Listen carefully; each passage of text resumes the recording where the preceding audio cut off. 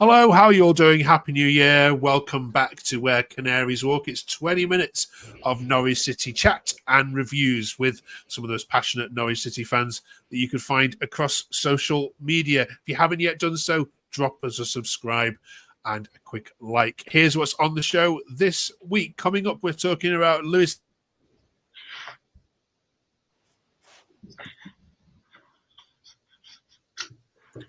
Should follow in their footsteps. Did I go off? Mark, I think you've frozen there just on the intro. Am I back? Yeah. Am I back now? Yeah. Okay, let's start again. Cheers for that.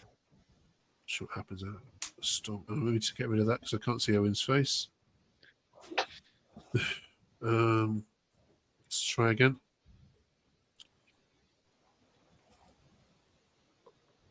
Hi, how are we all doing? Happy New Year. Welcome back to Where Canaries Walk. 20 minutes of Norwich chat and reviews with some of our most passionate people you'll find on social media connected to Norwich City. Coming up this week, we've got a lot to talk about. We're talking about Lewis Dobbin coming in, Ashley Barnes going out, but who else should come in January? We'll look previewing the FA Cup and why haven't Norwich City done better in the FA Cup historically? We'll be asking this lot to help us understand that and who should be the top three priorities in January. We're doing that all with Killian, Matty, Owen, and Jacob. Thank you very much for joining us. Drop us a subscribe if you've only just found the channel. Let's kick this off then, Killian. How would you rate the Christmas period overall for Norwich? Pretty good, wouldn't you say? I think so. 10 out of 12 points. Can't really knock that. It's been some tough football to watch, though, but it's gone our way. You've had some tough journeys as well, haven't you? Let's run through it all, shall we? Owen, we left off with, of course, the Millwall game and a nice victory on Boxing Day, following the draw with the old enemies QPR, and then wins at Norwich, and a stunning turnaround against Coventry City this weekend. Who's impressed you the most, Owen, in those games? It's been a whole team effort of just stepping the levels up. I thought against Coventry, Nunes was very good.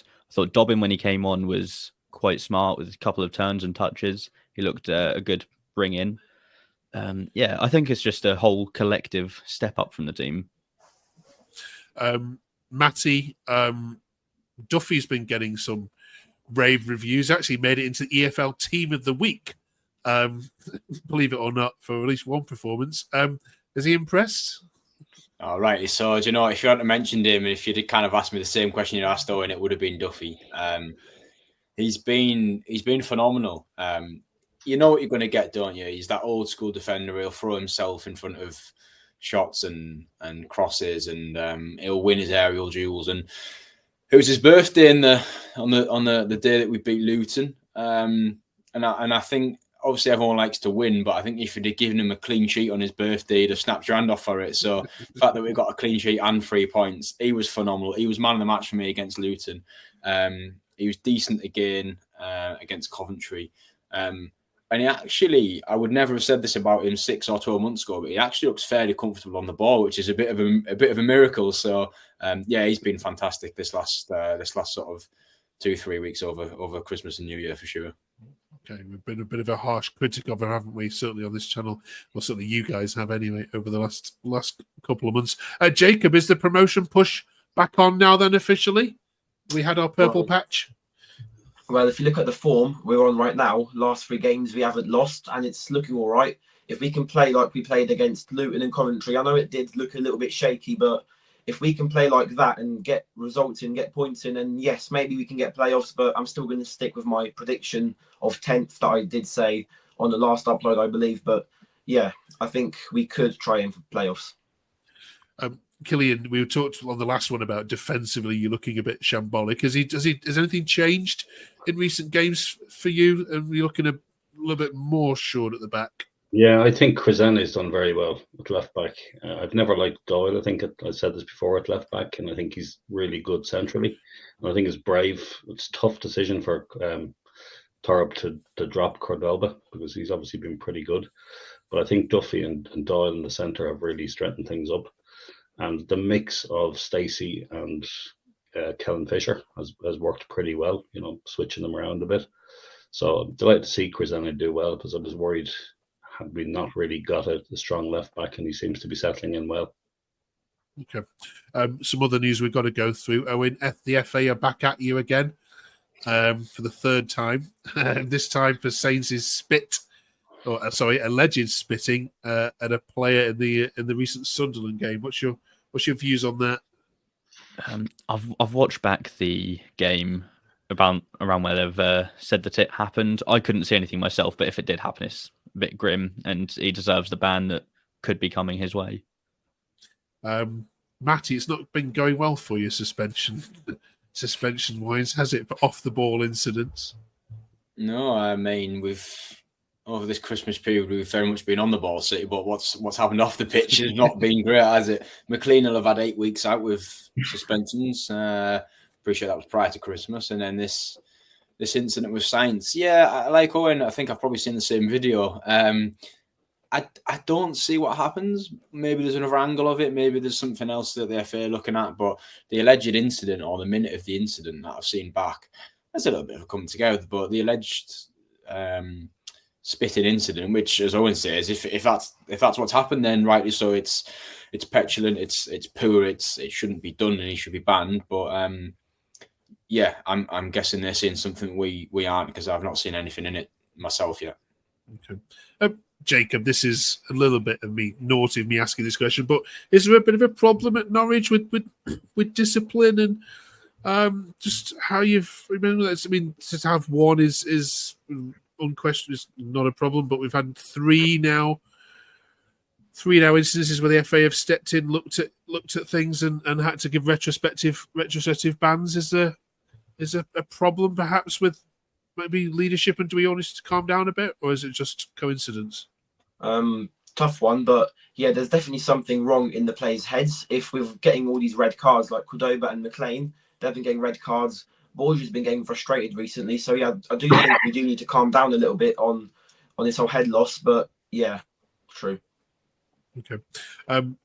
Thank you very much for that. Now, our Sheffield United fans, when we spoke to them earlier, could care less about their Cardiff game this week in the FA Cup. All they're focusing on is beating Norwich, which of course is their next game. So let's talk about how the FA Cup sits with you guys. First of all, Killian, for someone who's obviously travelled the country watching Norwich in many FA Cup games over your time, why has Norwich not done better in FA Cup runs?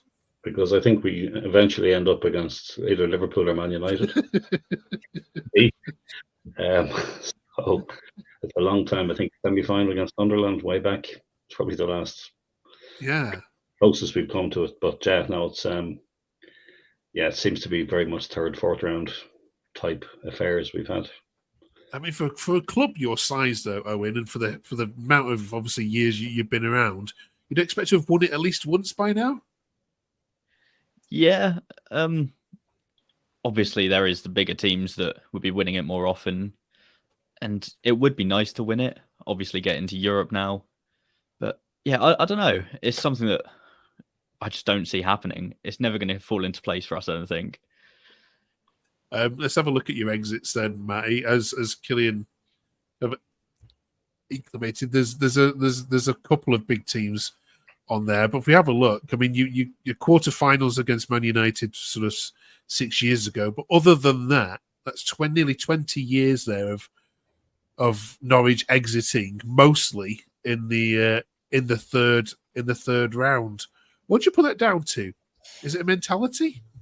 No, do you know what I think? Especially, and you know how much I love Daniel Farke, but under Daniel Farke, we rotated heavily, and the league was prioritised. Is it more often than not is by a team that's chasing promotion?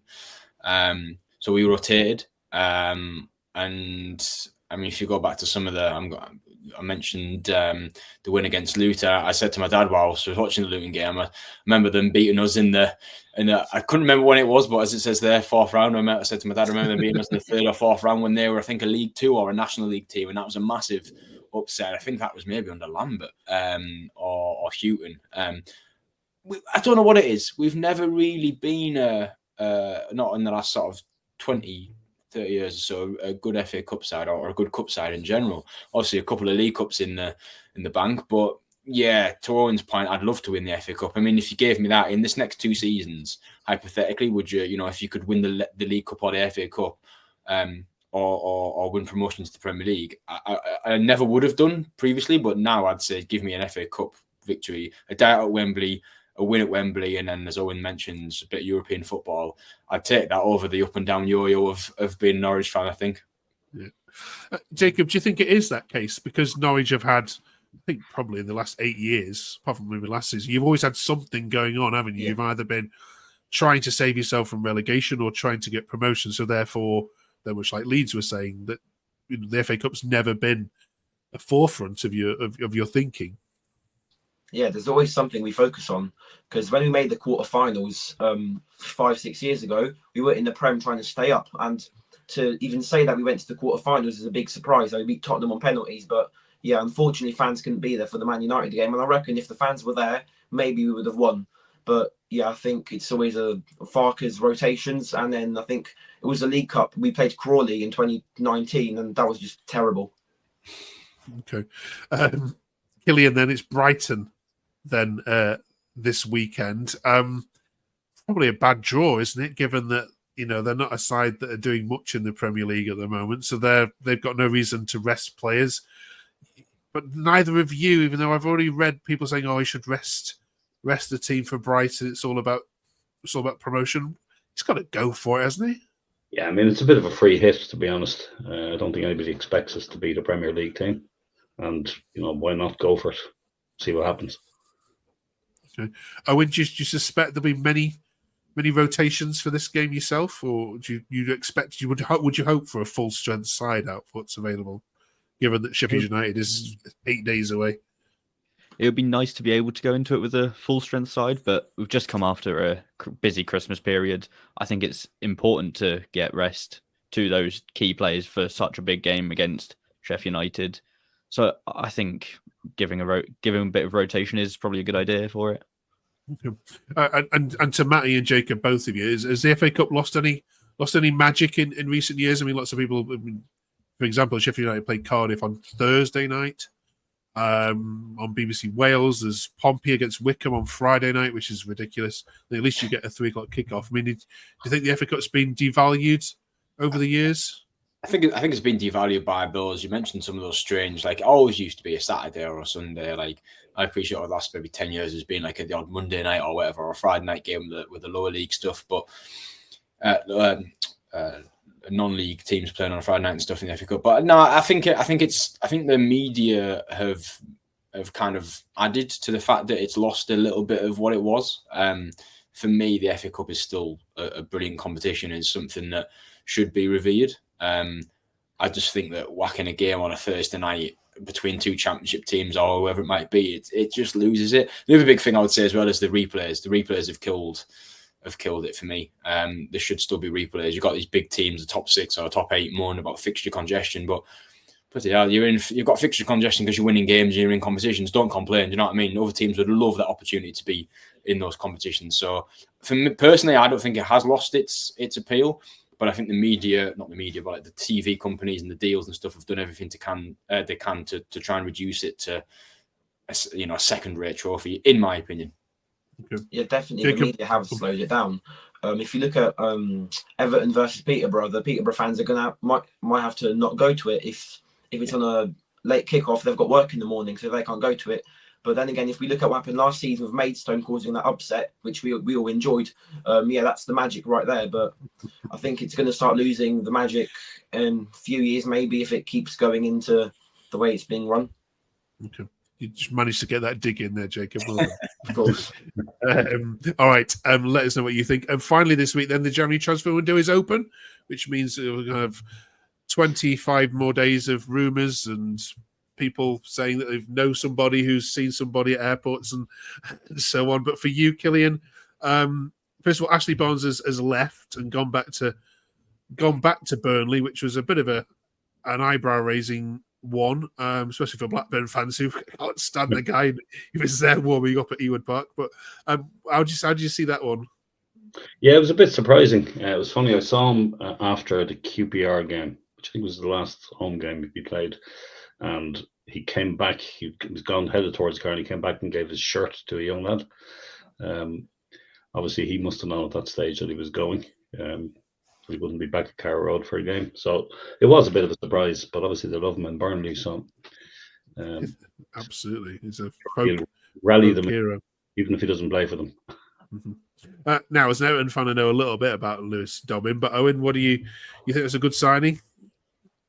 Yeah, he had 20 or so minutes the other day, and he looked very bright. A couple good touches, especially when he got moved over to the left. On the right, he didn't make too much of an impact. Switched his side over, and he certainly improved a fair bit.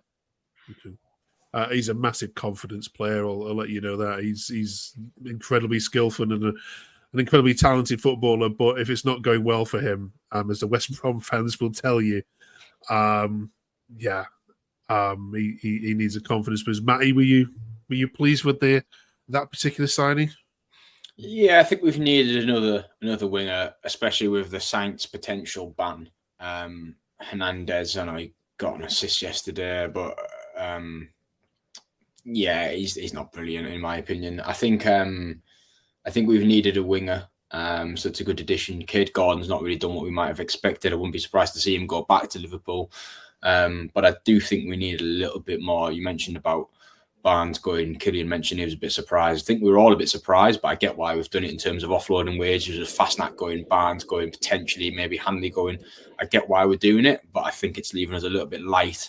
And I could see us making 2, maybe 3 signings this window, but it's just whether we've got the financial arsenal to do that and to kind of have that player. But I definitely feel like losing Barnes, and all it takes is another injury to a first team player or a key player like a Nunez again or someone like that we are a bit light now in terms of squad depth. Okay. Let's get a name from you then. Any other players that you want to see sign or come to Norwich on loan or permanently in January? Jacob, have you been scouring the Football Manager for potential names? We're looking at this Mati Jurasek guy from Slavia Prague. I think they're wanting 8 million for him. He's a winger, so I'd be happy with that. And maybe a holding midfielder is what we'll do as well. Okay. Kieran, what's the chat in the pubs and the terraces about potential names coming in? Well, there's been a few mentions of a goalkeeper. I mean, I'm not sure what's going on with Gunn in terms of his contract, but there has been talk of a guy called Selvik from a Norwegian.